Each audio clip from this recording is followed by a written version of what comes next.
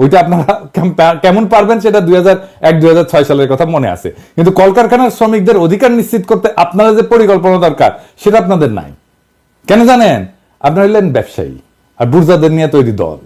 গরিব মানুষরা রক্ত দেয় আর বড় লোকরা মাখন খায়। আপনাদের যারা জনগণের সাথে সম্পৃক্ত ছিল তাদের কি অবস্থা আমি একটু পরে দেখাবো।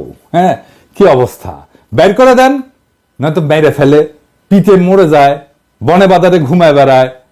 ঢাকায় এসে রিক্সা চালাইছে যে সমস্ত লোকেরা, দারোয়ান হয়েছে, পাঠাওয়ে কাজ করছে, তাদের কোনো খবর থাকে না।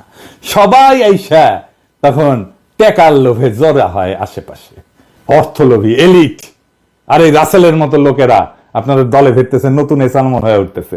আপনাদের এক্সাম্পল দিই, আপনাদের তৃণমূলের নেতা কর্মীদের কি অবস্থা, আপনাদের যুব দলের নেতারে আর্মি পিটা মেরা ফেলাইলো, দেখছেন বাচ্চাগুলোর কি অবস্থা, অথই পাথারে পড়ছে এই পরিবারটা।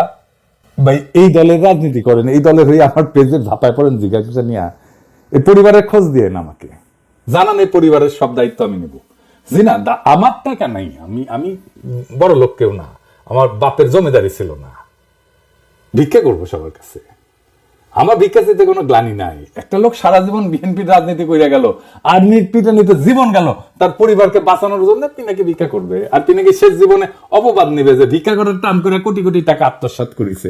আমি এগুলো জানি, হ্যাঁ এগুলো জানি, এটাই বাংলাদেশ। হ্যাঁ বুঝছাও।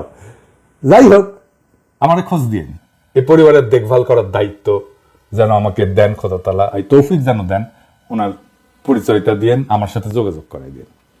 এই বিএনপিতে অলিগার ভিড়তেছে না, এদের টাকা কামানোর একমাত্র উপায় হইল শ্রমজীবী মানুষের শোষণ। এরা তো শ্রমিকদের বেতন দিবে না, কলকারখানায় উন্নত কাজের পরিবেশ তৈরি করবে না, কারণ এইগুলা করলে তো টাকা কামাবে কেমনে। তাই আমরা বিএনপির ক্ষমতায় আসলে জিএসপি প্লাস পাবো না লিখে রাখেন।